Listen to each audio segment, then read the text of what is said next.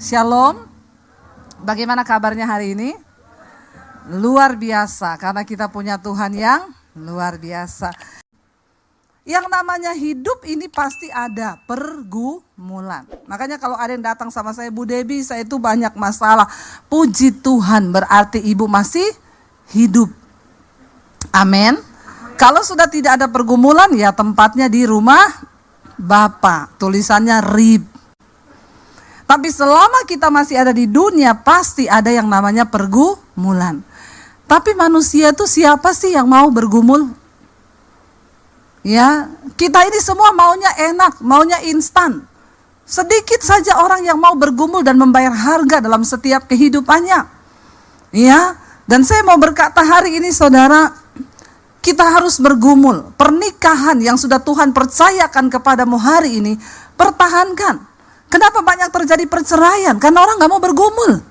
Maunya jalan pintas, maunya selesai, maunya sudah selesai sampai di situ aku enak. Ya, tapi Tuhan kita tidak seperti itu. Tuhan mau kita bergumul dalam hidup ini karena pergumulan yang pertama itu untuk mematikan kedagingan kita. Semakin banyak kita bergumul maka daging ini semakin mati. Makanya saya berdoa, semua orang yang percaya kepada Tuhan, orang Kristen, terutama saudara yang datang sore hari ini, biar engkau menghadapi banyak persoalan dalam hidupmu, tapi jangan nyari-nyari masalah. Kita hidup benar, masalah banyak saudara, apalagi kalau hidup kita tidak benar. Tapi kalau perjuangan pergumulan itu datang karena kehendak Tuhan, Alkitab bilang berbahagia. Apa yang Rasul Paulus tulis? Coba kita baca 2 Korintus pasal yang keempat. 2 Korintus pasal yang keempat, saya mau kita membaca saudara mulai dari ayat yang ke-10 saja. Jangan ayat yang ke-10 deh, ayat yang ke-7, karena ini memang disuruh sampai dari ayat yang ke-7 ya. Iya, 2 Korintus 4 ayat yang ke-7 mulai, firman Tuhan berkata, baca bersama. Tetapi harta ini kami punyai dalam bejana tanah liat, supaya apa? Supaya nyata bahwa kekuatan yang berlimpah-limpah itu berasal dari Allah, bukan dari diri kami. Rasul Paulus berkata, harta yang mereka punya saudara, itu kekuatan, harta itu bicara tentang sesuatu yang harganya mahal, tidak ternilai. Tapi Rasul Paulus bilang, harta yang mereka punya itu ada di dalam bejana tanah. Sehebat apapun harta itu, kalau dia tersimpan dalam bejana tanah, bejana itu tidak kuat. Jadi dia bilang, harta ini kami punyai dalam bejana tanah liat yang mudah hancur, mudah retak, mudah ambruk, ya itu, tetapi supaya nyata bahwa kekuatan yang melimpah-limpah itu bukan berasal dari diri kami, tetapi berasal dari Tuhan. Ya, kita ini semua makhluk yang lemah. Mengapa kita harus dekat dengan Tuhan? Supaya kita beroleh kekuatan ketika kita menghadapi pergumulan. Ayat yang berikutnya dikatakan ayat 8. Dalam segala hal, baca bersama ayat yang ke-8 saudara. Ya, baca 1, 2, 3. Dalam segala hal kami ditindas namun tidak terjepit. Kami habis akal namun tidak putus asa. Kami dianiaya namun tidak ditinggalkan sendirian. Kami dihempaskan, ayat yang 9. Ya, kami dianiaya namun tidak ditinggalkan sendirian. Kami dihempaskan namun tidak binasa. Rasul Paulus menyatakan semua penderitaan yang mereka alami karena pelayanan di dalam Kristus. Dia bilang, kami ini ditindas namun tidak terjepit. Di sini ada di antara kita yang pernah mengalami ditindas? Entah ditindas oleh bos, ya, suami yang ditindas oleh istri. Banyak saudara, suami-suami itu ditindas sama istri ya. Sebaliknya ada istri yang ditindas sama suami. Ada di sini, enggak usah angkat tangan. Nanti malu dilihat orang, di dalam hati saja. Ya, anak yang ditindas oleh orang tua atau orang tua yang ditindas oleh anak. Rasul Paulus pernah mengalami itu. Dia bilang, kami ditindas namun tidak terjepit. Ya, istri-istri, kalau hari ini engkau sedang ditindas suamimu, jangan mau dijepit. Jangan terjepit. Amin. Tetap percaya kepada Tuhan. Dia bilang begini saudara, kami habis akal namun tidak putus asa. Ada di antara saudara yang hari ini sedang habis akal? Tidak ada jalan keluar. Nggak tahu apa lagi yang harus aku pikir. Saya sudah nggak tahu mau bagaimana dengan masalah keuangan saya, Bu. Saya dikejar-kejar utang, Bu. Saya nggak tahu lagi menghadapi suami saya sudah habis akal. Kalau hari ini engkau adalah salah satunya, mari kita lihat apa yang Rasul Paulus berkata, saya habis akal, tetapi dia bilang di sana, saya tidak putus asa. Engkau boleh kehabisan akal karena tidak ada lagi jalan keluar, tapi satu hal, jangan pernah putus asa. Selama masih ada harapan, maka selama itu pun masih ada jalan keluar. Yang penting kita tidak putus asa. Jangan menyerah di tengah jalan. Kehidupan kita ini diibaratkan seperti kisah hidup bangsa Israel.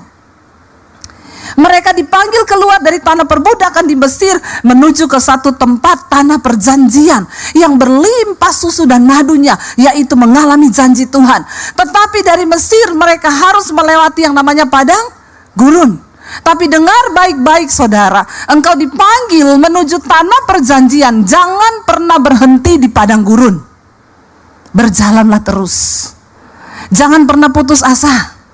Berjalan dari Mesir menuju ke tanah perjanjian, jangan berhenti di padang gurun, karena mereka yang berhenti di padang gurun itu menjadi bangkai.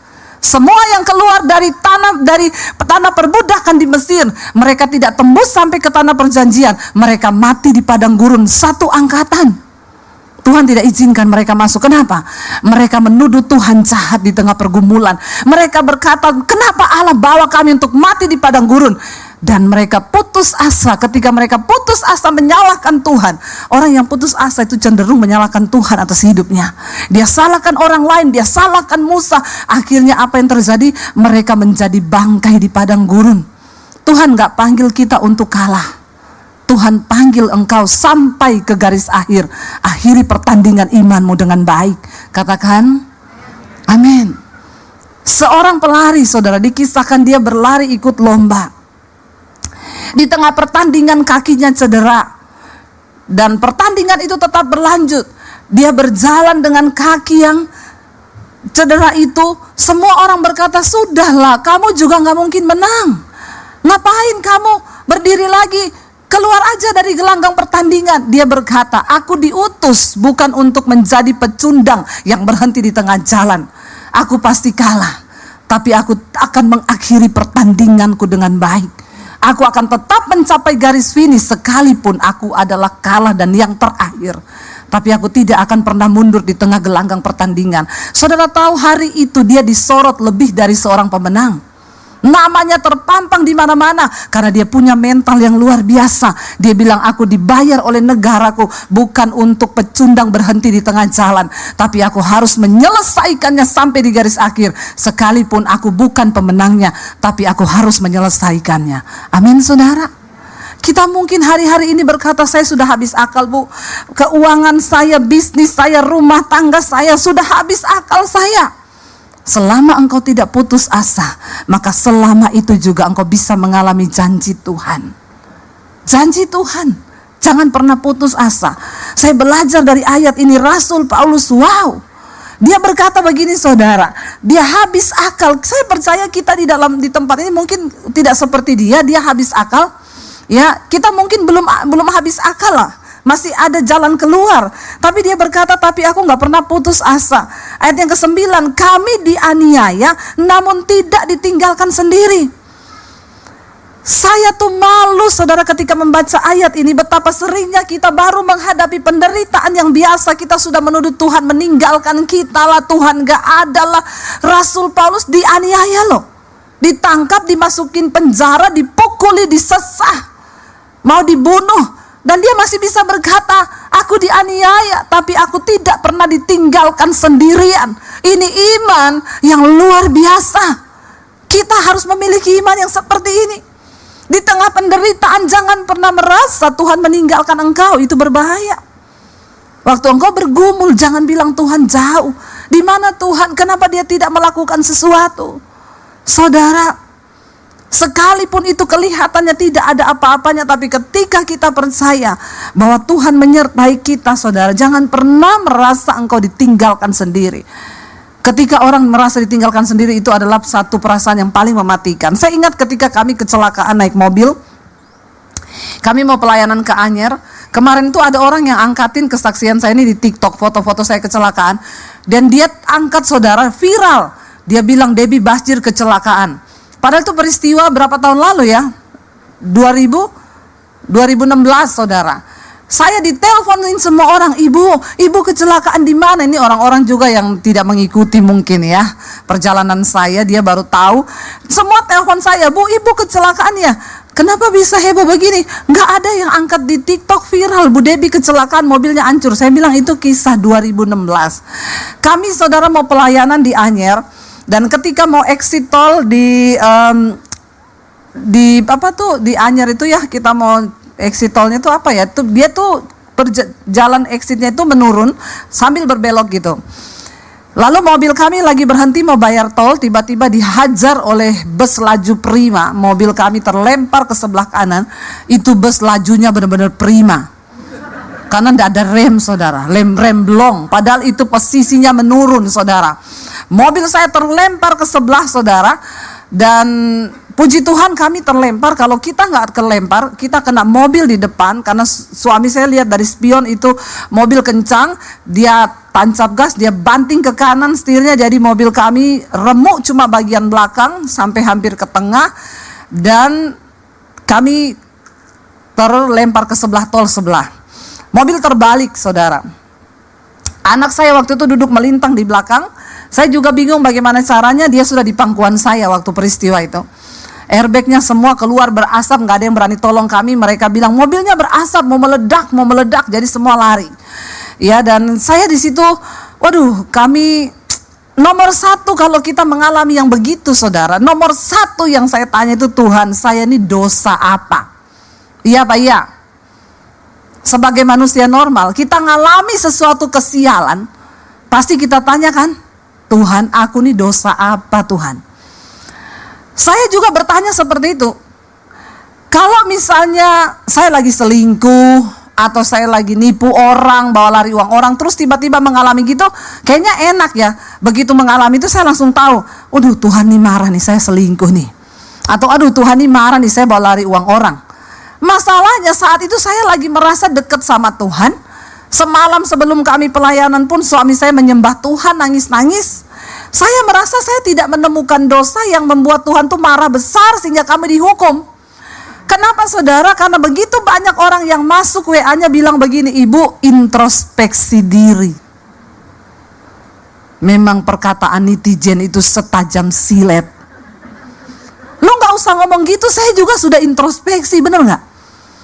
Dan itu perkataan yang sangat menikam, masuk sampai ke memisahkan jiwa dan roh. Tajam banget saudara. Saya merasa saat itu Tuhan meninggalkan kami. Saya marah sama Tuhan. Tuhan, di mana engkau? Kenapa engkau mempermalukan saya seperti ini? Kami ini hamba Tuhan. Rasanya kok tidak ada pertolongan. Seminggu sebelumnya rumah saya kemasukan maling. Semua handphone dicuri, laptop dicuri. Ya, itu seminggu sebelumnya. Minggu depannya kami tabrakan itu. Waktu rumah saya kemasukan maling, saya itu juga bertanya sama Tuhan, Tuhan, rumah orang-orang yang nggak takut Tuhan, orang-orang yang lebih berdosa dari saya di sini banyak loh. Kenapa malingnya masuk ke rumah saya? Kan itu pandangan kita orang Kristen kan? Kita berpikir bahwa kalau kita sudah dekat Tuhan maka tidak ada masalah, tidak ada pergumulan akan menimpa kita. Itu yang ada di pikiran kita kan. Saya bertanya seperti itu. Kenapa? Karena kayaknya kan lebih enak kalau kesaksian begini. Saudara, tahu nggak saya semalam mengalami apa?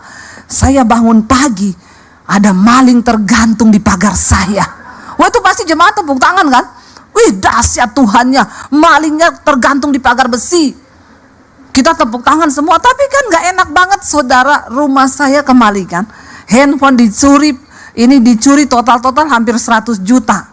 Kan gak enak banget gitu loh, masa rumah pendeta dimasukin maling? Emang tuh pendeta gak berdoa ya? Kan jemaat pasti gitu kan, tuh pasti tidur gak berdoa itu. Makanya maling masuk ke rumahnya. Ya, kayak begitu kan saudara, minggu depannya kecelakaan. belum terjawab ini satu. Dan anehnya saudara, saya sebelum 2 minggu berturut-turut kejadian gitu, Tuhan tuh suruh saya baca kitab Ayub. Setelah kemalingan, Tuhan ngomong lagi, baca kitab Ayub. Terus saya gini, alay lebay, cuma kemalingan baca kitab Ayub. Ayub itu mengalami nyawanya udah hampir melayang. Ngapain saya baca kitab Ayub? Enggak lah. Setelah saya kecelakaan itu saudara, saya merasa Tuhan meninggalkan saya. Tuhan itu jauh dari saya, dan itu adalah perasaan yang sangat mematikan. Dan kayaknya itu bisa membuat kita mundur ketika kita sedang dalam pergumulan. Itu yang iblis tanamkan di dalam pikiran kita. Kenapa ketika Yesus mati saudara, dia bilang, Eloi, Eloi, lama sabachthani. Yesus berseru, dia bilang, Bapa, Bapa, mengapa engkau tinggalkan aku? Yesus gak peduli nyawa dicabut. Dia sangat bersedih ketika dia tahu bahwa Bapa, dia terpisah dengan Bapa. Karena sesuatu yang perasaan yang paling mematikan adalah ketika kita merasa kita ini ditinggalkan oleh Tuhan. Yesus terpisah dari Bapa karena dia harus mati 3 hari, dia turun ke alam maut. Saudara, ya, jangan pernah merasa ditinggalkan sendirian. Ketika saya bergumul saudara, orang menghakimi, kenapa ibu kecelakaan? Ya begini-begini, harus introspeksi diri. Karena dikirimi ayat lagi. Firman Tuhan berkata, rancanganku bukan rancangan kecelakaan. Kalau sampai ibu kecelakaan, berarti itu bukan rancangan Tuhan. Waduh, saya nangis, saya tersudut, saya terisak saudara. Begitu selesai itu saya cuma berusaha, saya diam duduk di kaki Tuhan saudara. Ketika kita mengalami pergumulan saudara, mari kita baca apa yang Daud katakan kepada Tuhan. Mazmur 62 ayat yang ke-9. Mazmur 62 ayat yang ke-9. Ini kunci kemenangan di dalam engkau mengalami pergumulan hidup. Ya, Mazmur 62 ayat yang ke-9 saudara, firman Tuhan berkata begini. Baca bersama. Percayalah kepadanya setiap waktu hai umat. Apa? Curahkanlah isi hatimu kepadanya. Allah ialah tempat perlindungan kita. Ketika engkau menghadapi persoalan pencobaan, jangan curhat ke orang lain. Duduk di kaki Tuhan dan curahkanlah isi hatimu kepadanya. Saya bilang, Tuhan, kenapa engkau meninggalkan kami Tuhan? Di dalam itu saya mencoba untuk memahami rencana Tuhan, apa yang sedang Tuhan kerjakan. Tapi setelah itu lewat saudara, kami juga dari asuransi tidak diganti apa-apa. Ya, saya juga nggak ngerti masalah hukumnya bagaimana, tapi ya sudahlah. Ya, saya cuma percaya aja. Nggak berapa lama Tuhan ganti mobil kita yang baru. Ya, dikasih mobil Innova terbaru. Orang-orang yang mencemooh saya WA begini, Bu, ternyata ya rencana Tuhan ibu tabrakan karena mau diganti mobil ya Bu. Memang orang Kristen tuh mulutnya. Terus saya bilang, ibu mau nggak ganti mobil Mercy terbaru? Saya doakan ibu masuk di bawah kontainer. Mulutmu itu loh, ya. Waktu lihat kita celaka dia bilang introspeksi diri. Karena rancangan Tuhan bukan rancangan kecelakaan. Lihat saya naik mobil baru, ternyata rencana Tuhan ya Bu. Ibu kecelakaan karena mau diganti mobil pret. Ya saudara, cobalah mengerti rencana Tuhan atas hidup kita. Ketika engkau ada dalam pergumulan, curahkan isi hatimu kepada Tuhan.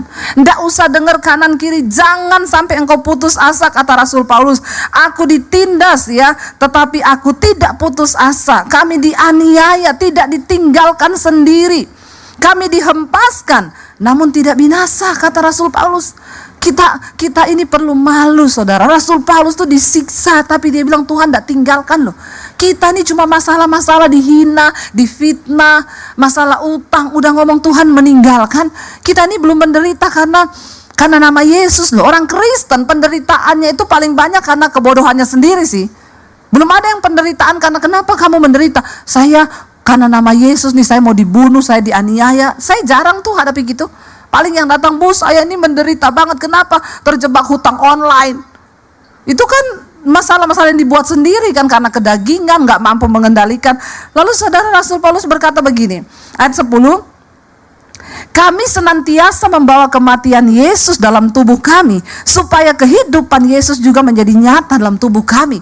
Kita nggak akan pernah bisa melihat kemuliaan Tuhan kalau kita tidak mati dulu bersama-sama dengan Yesus. Pergumulan itu adalah proses kematian daging kita, membawa kematian Kristus dalam tubuh kami. Lalu dikatakan di sana, saudara, ayat yang ke-11, sebab kami yang masih hidup terus menerus diserahkan kepada maut karena Yesus, supaya juga hidup Yesus menjadi nyata dalam tubuh kami yang fana ini.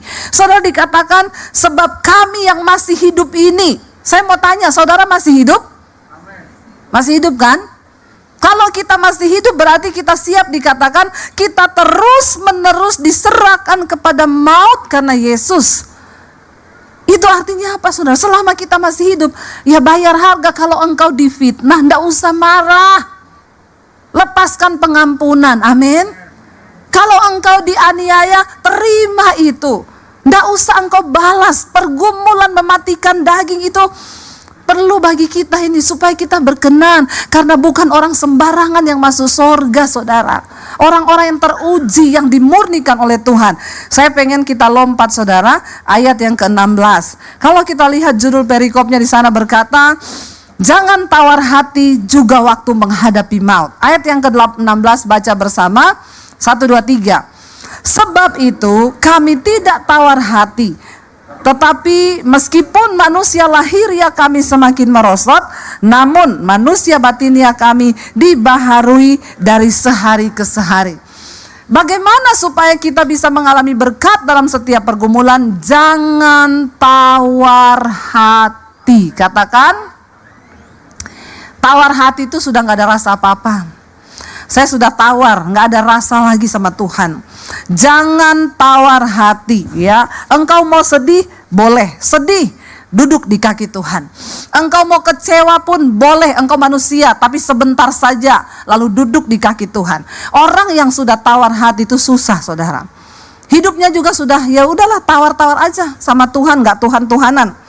Dia berkata begini, kami tidak tawar hati, meskipun manusia lahiriah kami ini semakin merosot, namun manusia batiniah kami dibaharui dari sehari ke sehari. Saudara, yang namanya tubuh lahiriah kita ini pasti merosot, ya. Mau saudara itu tarik tiap hari 1 kali, 2 kali, 3 kali, mau saudara suntik kanan kiri, mau diapain juga, ini manusia lahiriah pasti merosot.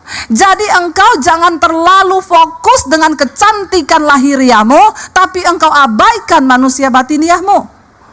Banyak orang itu gak suntik, gak apa, dia sudah tua, saudara, ketemu orang bilang, ih ibu kok cantik banget ya, umur berapa bu? 76, natural aja.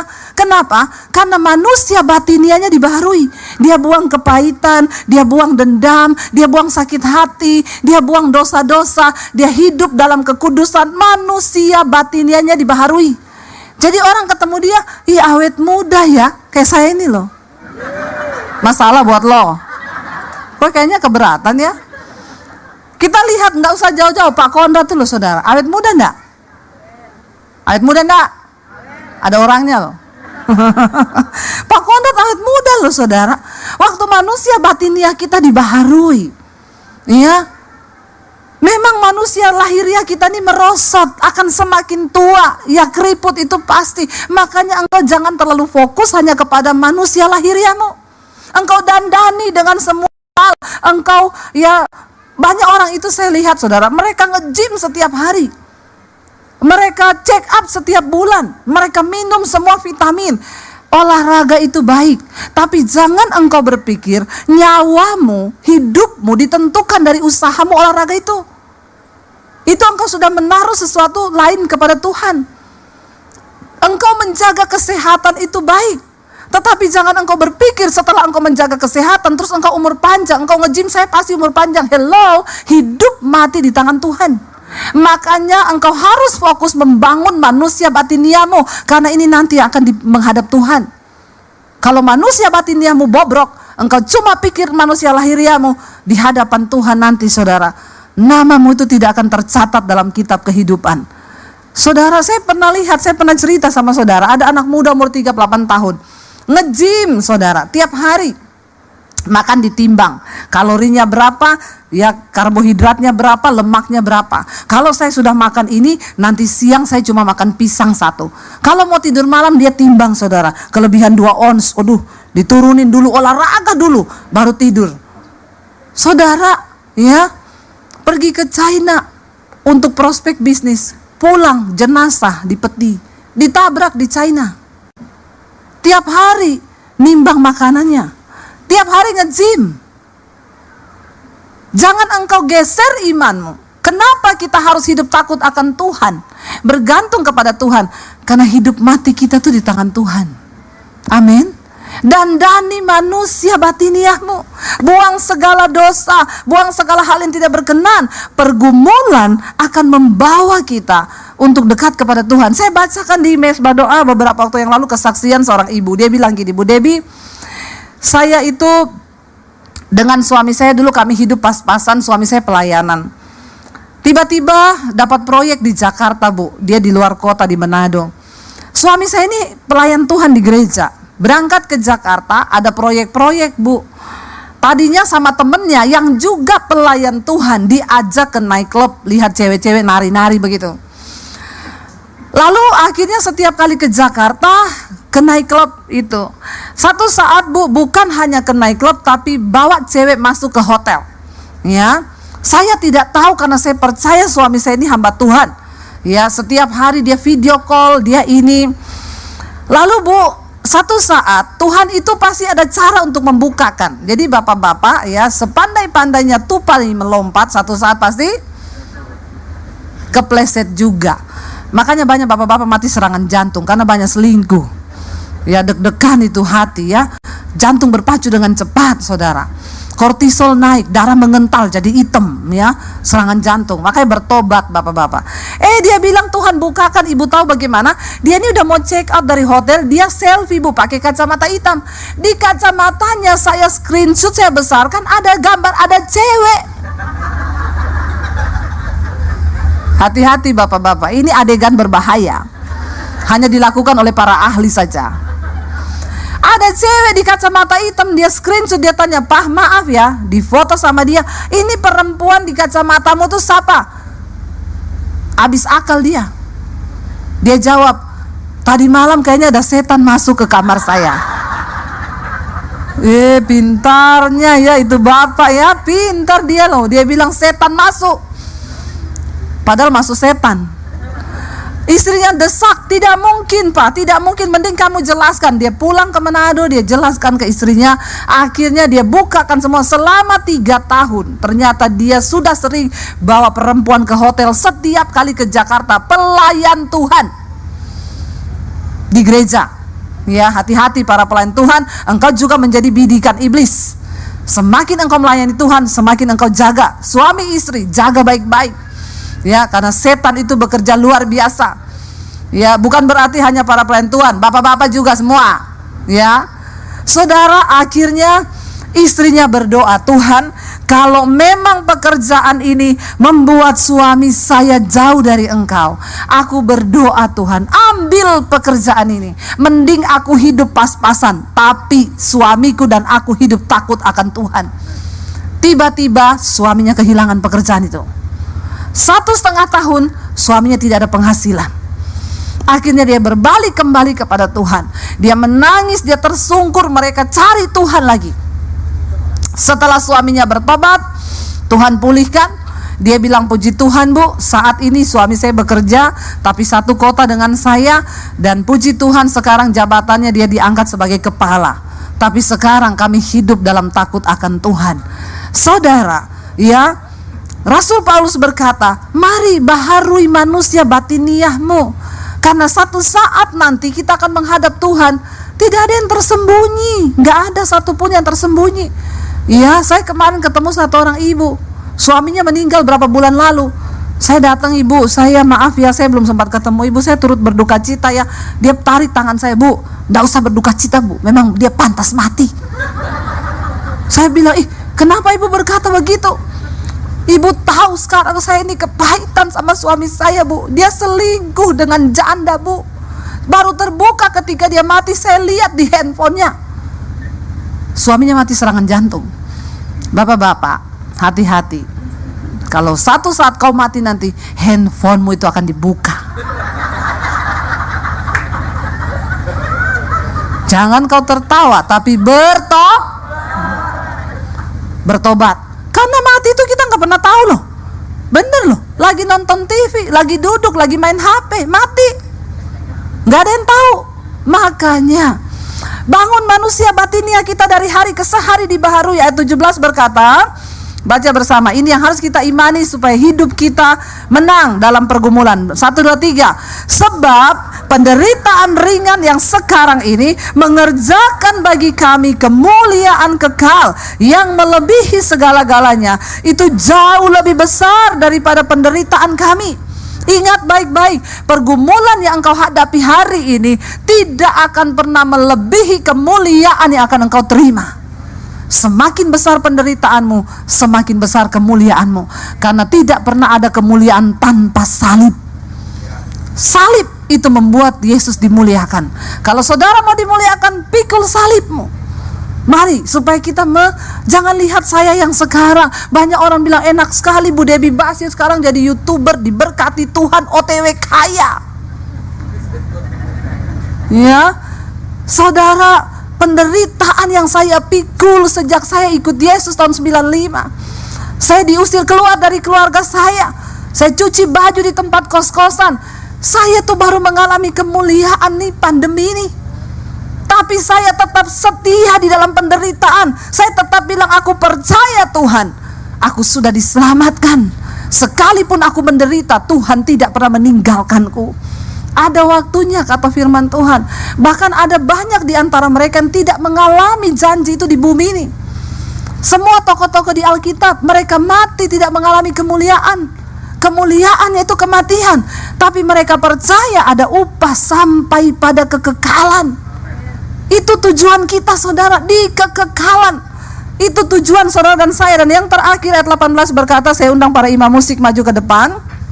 Ayat 18 baca 1, 2, 3. Sebab kami tidak memperhatikan yang kelihatan, melainkan yang tak kelihatan. Karena yang kelihatan adalah sementara, sedangkan yang tak kelihatan adalah kekal. Saudara, jangan hanya terlalu peduli pada apa yang kelihatan di dunia ini, tapi mari kita mulai peduli kepada apa yang tidak kelihatan, yaitu hidup yang kekal, mahkota yang kekal. Alkitab berkata, satu saat nanti ketika kita berdiri di tahta penghakiman Kristus, maka akan haleluya, haleluya, puji Tuhan 12 kali. Lagi saya ngomong penghakiman Kristus lagi. Saya pikir benar-benar ya, halilintar menyambar dari sorga saudara ya. Biar intermezzo, biar pada nggak ngantuk. Saudara, satu saat kita semua nanti akan berdiri di hadapan tahta pengadilan Kristus. Lalu di situ akan dibuka yang namanya buku kehidupan. Kalau nama kita ada di sana, maka kita akan menerima mahkota kehidupan. Seperti layaknya di Alkitab, orang-orang yang namanya tercatat sebagai tokoh-tokoh di dalam Alkitab, mereka yang sudah melewati pergumulan demi pergumulan dan mereka menang. Apa syaratnya supaya nama kita tercatat di dalam kitab kehidupan? Tuhan bilang, mereka yang jubahnya terbukti tetap putih sekalipun mereka telah menderita banyak pergumulan dan penderitaan di bumi. Jangan pernah kau sangkal Tuhan. Pegang Kristus. Jangan pernah tinggalkan Yesus. Apapun persoalan yang kita alami saudara, pandang Yesus. Dan kita mau tetap berkata, kita tetap berdiri. Sekalipun di tengah badai, kami akan tetap pegang janji-Mu Tuhan. Mari kita bangkit berdiri. Mari tutup mata kita dalam hadirat Tuhan. Hari ini Tuhan yang lebih tahu apa yang sedang saudara alami. Mungkin engkau berkata, Tuhan aku tertindas, aku habis akal di dalam pergumulanku hari-hari ini. Tapi jangan biarkan engkau putus asa. Amen. Tuhan yang memanggil kita adalah Tuhan yang setia. Amen. Dia ingin engkau tetap berjalan sampai ke tanah perjanjian yang Dia janjikan. Jangan pernah berhenti di padang gurun saudara. Amen. Engkau teruslah berjalan. Katakan, Tuhan kami butuh kekuatan-Mu. Kami butuh kekuatan-Mu sampai di perjuangan di akhir hidup hidup kami nanti. Sebab kami dipanggil bukan untuk kalah dan menyerah. Kami harus menyelesaikan pertandingan sampai di garis akhir. Saudara, Tuhan pegang tanganmu hari ini. Katakan, Tuhan, kami percaya kami akan menang bersama dengan Tuhan. Ada berkat di balik setiap pergumulan yang kami alami. Kami akan mencapai garis pada akhirnya nanti, menyelesaikan setiap pertandingan iman dengan baik. Sehingga seperti Rasul Paulus berkata, aku telah mengakhiri pertandingan imanku dengan baik dan menjaga hati kami tetap ada kepadamu ya Bapa. Tuhan, beri kekuatan kepada umat-Mu Tuhan. Mereka yang sedang dalam pergumulan, biar mereka boleh menang Tuhan, sampai kami terima mahkota kehidupan. Sekali lagi angkat tangan kita, katakan di hadapan Tuhan. Terima kasih Bapak, Engkau baik, sungguh baik, amat baik. Hamba-Mu selesai berkata-kata, tapi setiap firman yang Kau izinkan keluar melalui bibir-Mu tidak pernah berlalu dengan sia-sia. Engkau terjemahkan, materaikan dalam hati kami masing-masing, dan jadikan kami menjadi pelaku firman Tuhan yang baik, sehingga melalui hidup kami kembali nama Kristus dipermuliakan, diagungkan, ditinggikan. Melalui hidup kami banyak jiwa dimenangkan untuk hormat kemuliaan kerajaan surga. Kau berkati hamba-Mu, kehidupannya, kesehatannya, rumah tangganya, pelayanannya, dimanapun dia berada. Nama Kristus dipermuliakan melalui kehidupan pelayanannya. Banyak jiwa dimenangkan untuk hormat kemuliaan kerajaan surga. Dan kami siap masuk dalam satu persekutuan yang indah dengan Engkau melalui tubuh dan darah Yesus. Engkau telah datang ke dunia menjadi manusia seutuhnya yang tidak pernah berbuat kesalahan, kejahatan, dan dosa, dengan tujuan untuk menyelamatkan saudara saya. Untuk dosamu merah seperti kermisi, dia putihkan seperti salju. Merah seperti ikan kesumba, dia putihkan seperti bulu domba. Harga yang dia bayar melalui karya salib Kristus, anak saya dibenarkan, dikuduskan, dilayakkan, bahkan menjadi anak-anak kekasih Tuhan.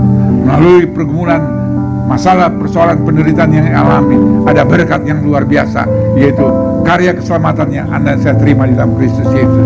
Setiap pergumulan kekasih anak Tuhan, Alkitab berkata 2 Korintus 4 ayat 6, habis gelap terbitlah terang. Hadapi masalah, persoalan, pergumulan yang Tuhan izinkan, dia tidak pernah meninggalkan anak saya. Anda setia, hal yang luar biasa berkat yang Anda akan dapatkan. 1 Korintus 2 ayat 9, tidak terlintas dalam pikiran, hati, penglihatan, pendengaran saudara saya tersedia. Tuhan siapkan bagi saudara saya. Kita siap menerima tubuh dan darah Yesus. Kita satu dalam doa. Terima kasih Bapak, Kau baik, sungguh baik, amat baik.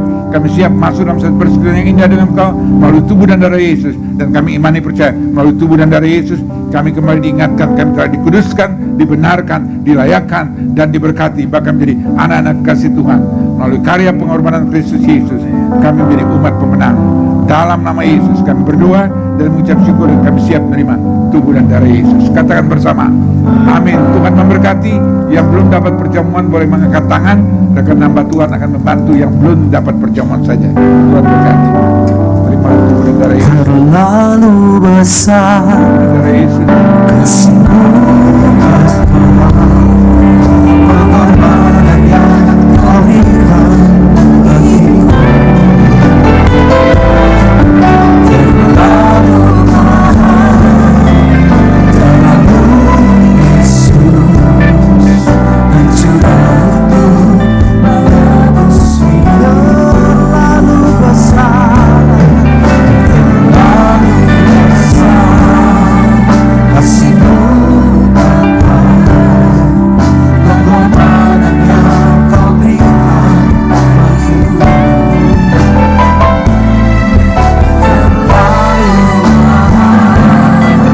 darah-Mu Yesus, mencurah untuk menebus hidupku. Baik kekasih yang dikasih dan berkat Tuhan, di tangan kita masing-masing ada roti yang tidak beragi yang Tuhan titipkan firman bagi Anda dan saya. Baca, renungkan, hayati dengan baik firman Tuhan yang Tuhan berikan, dan aplikasikan dalam kehidupan saya hari lepas hari. Biarlah firman Tuhan ini benar-benar menjadi rema dalam perjalanan kehidupan saudara saya. Saat ini saya menerima Matius 5 ayat 5, Alkitab berkata, berbahagialah orang yang lemah lembut, karena mereka akan memiliki bumi. Tuhan inginkan hati Anda dan saya dengan penuh damai, sejahtera, sukacita, dengan lemah lembut, lepaskan pengampunan, dan biarlah melalui hidup Anda dan saya, sekali lagi nama Kristus dipermuliakan, diagungkan, tinggikan.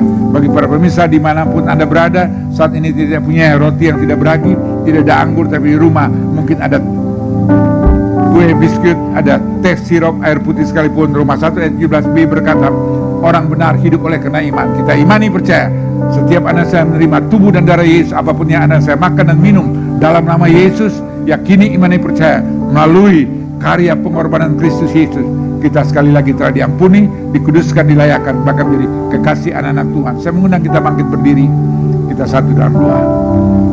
Kita angkat roti tinggi di atas kepala, kita satu dalam doa. Kami bersyukur dan terima kasih Bapa, kami tahu roti inilah tubuh Yesus yang telah terpecah-pecah oleh karena dosa, kutuk, keterpurukan, kegagalan, kehancuran, kekecewaan, pemberontakan, kenajisan kami, bahkan segala hal yang tidak berkenan dalam kehidupan kami. Kami imani percaya melalui tubuh Yesus yang terpecah-pecah ada kuasa pengampunan, pemulihan, kehidupan, kuasa keselamatan, kuasa kebangkitan, kuasa kemenangan menjadi bagian kehidupan orang percaya. Itulah iman percaya kami dalam Kristus Yesus. Sambutlah Yesus, refnya. Sambutlah Yesus, tinggikan Yesus, berikan hormat, pujian dan kuasa Yesus Raja.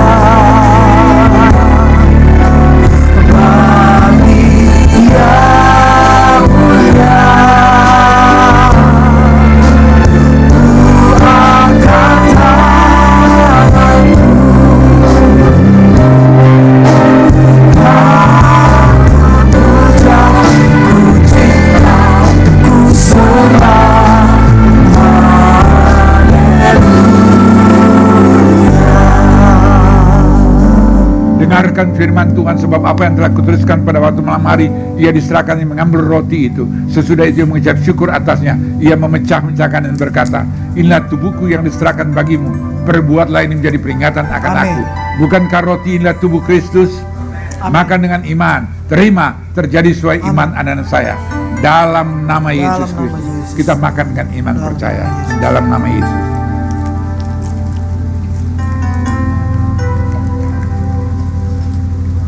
Glory, haleluya, haleluya, haleluya Yesus. Haleluya, haleluya. Baik kekasih yang dikasihi dan berkat Tuhan. Apabila anak saya datang ke tempat ini dengan sakit penyakit, apapun sakit penyakitmu, dari ujung rambut sampai ujung kaki, bagi Bapa di surga tidak ada perkara mustahil. Imani, percaya, sebab bagi dia Lukas 1 ayat 37 tidak ada perkara mustahil. Tapi bagi anak saya Markus Meadum 3b tidak ada mustahil. Mungkin Anda sedang gumuli sanak pemilik keluargamu yang terbaring di rumah sakit, luar kota, luar pulau, luar negeri, dimanapun mereka berada. Tuhan yang sama ada di tempat ini yang Anda imani percaya. Tuhan yang sama ada di tempat yang Anda gumuli dan doakan. Bahkan para pemirsa di mana Anda berdoa saat ini, Tuhan yang sama saat ini sedang beracara dan berperkara dengan saudara saya, ingin menolong dan menyembuhkan saudara saya. Letakkan tangan kirimu di melangsak penyakit yang anak saya ketahui. Lebih dari satu tempat, letakkan tangan kirimu di dada dan imani percaya waktu Anda meletakkan tanganmu, itu bukan tanganmu lagi, tapi tangan Tuhan Yesus Kristus. Tangan yang penuh kuasa, tangan yang bermanfaat paku, dan dia berfirman, oleh karena bilur-bilurku, Amin. saudara dan saya sudah disembuhkan. Amin. Raih dengan iman, terima, terjadi sesuai imanmu. Dalam nama Yesus, dalam nama Yesus, dalam nama Yesus, kesembuhan milik kepunyaan kekasih anak-anak Tuhan yang percaya dalam nama Yesus. Katakan bersama, amin, amin.